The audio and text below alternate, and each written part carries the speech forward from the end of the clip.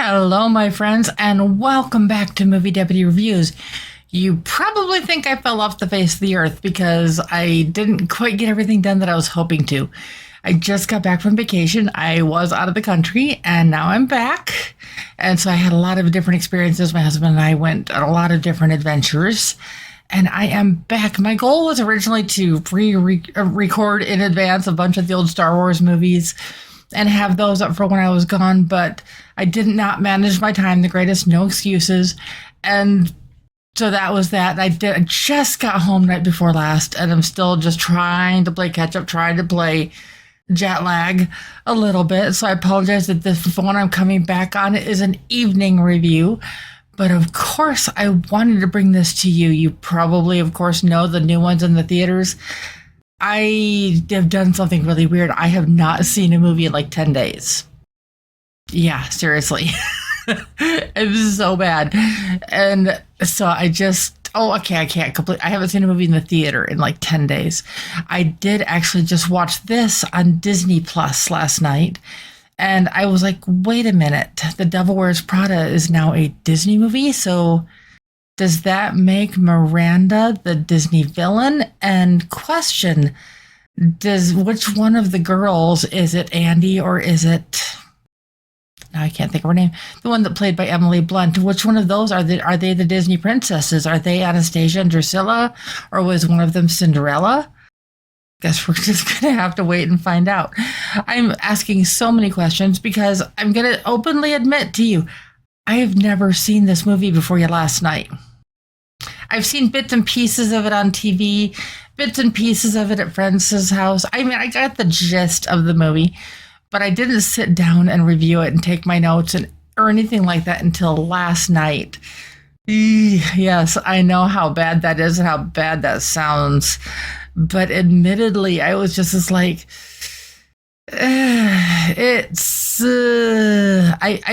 really dragged my feet because I know this industry. I was in this industry many years ago, and just not to this level, but just where it was intense. And I want to say, before I get too far into this, I am giving The Devil Wears Prada a guilty rating. I'm going to explain that a little bit more as we go on. But first of all, I want to jump into the trailer with you. So if you have not seen this in a long time, or if you've never seen this, let's jump into the trailer and I will stop it where it's fitting. So let's go.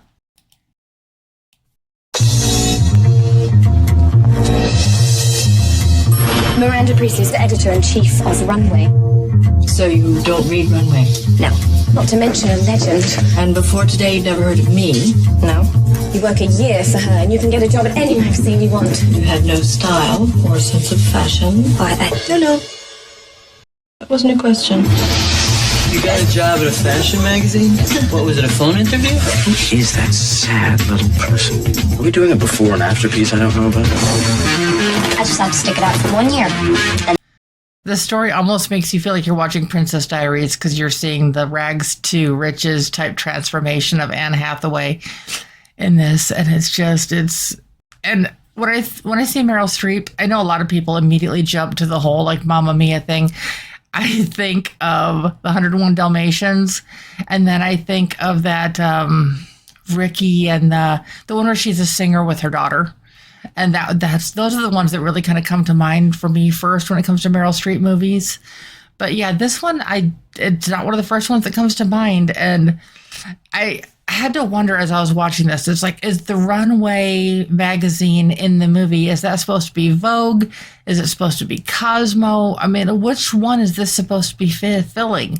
I mean, Runway is not actually a real magazine, so what is this representing? Obviously, it's trying to represent something, but And then I can do what I came to New York to do. Be a journalist, but I can't let Miranda get to me. I need 10 or 15 skirts. What kind of skirts? Please bore someone else with your questions.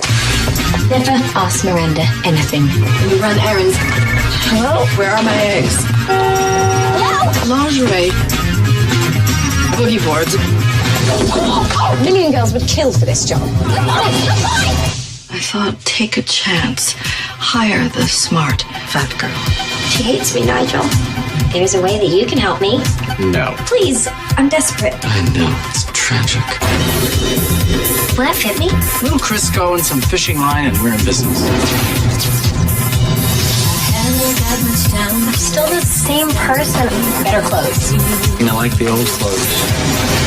Andy, you look so chic. You look so thin. Do I? I'm just one stomach flew away from my goal weight. Happy birthday. I'm so sorry.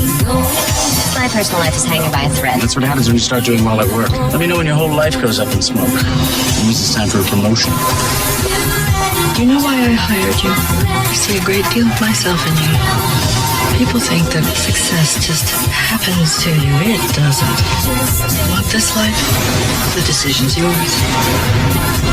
I need to get home tonight. No one is flying out because of the weather. Please. It's just, I don't know, drizzling. This is like the ultimate diva movie. It is, you have to be thin enough, you have to be hot enough, you have to be pretty enough. And if you don't measure up, you're not good enough. And that is one of the reasons I'm giving this a guilty rating. There's no like inappropriate nudity. There's some lingerie scenes, but nothing that is too risque and stuff like that. But it is the tone and the topic of the movie of why this is getting a guilty rating of I'm not skinny enough, I'm not this, I'm not good enough, I'm not smart enough. Andy is a journalist and she goes to New York because she wants to work for a magazine, and she's tried going to all of the normal ones and they're like, yeah, you're a small town girl, go away. So she goes to Runway and they decide to take a chance and hire the smart fat girl. Mind you, she's a size 6. For people that don't understand what that means, that typically means you have a 26-inch waist. Now, picture that. That is not fat in any stretch of the imagination, but in the modeling world, if you are not basically a size 0, you're not good enough. And though this one has some meaningfulness, there's some actual meaningful things that happen in this movie, it is disguised, it is shielded, it is separated from all of everything else in this movie, and you're so distracted by the fashion and the beauty and everything that's going on because it's captivating. It's like, okay, when we watch TV or when we're scrolling through on social media and we see some of the topics of the articles and best dressed this, worst dressed that, it's like, even if you don't want to pay attention, it's right there. And eventually it kind of gets enough of your attention. And it makes fun of the most absurd dresses at this year's Met Gala or this or that. And you're like, your curiosity in your brain gets going.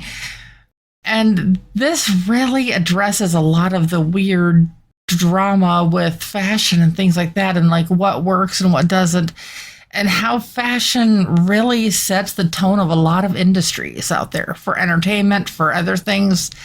And it's captivating and it's frustrating and it's infuriating. And at times it's boring.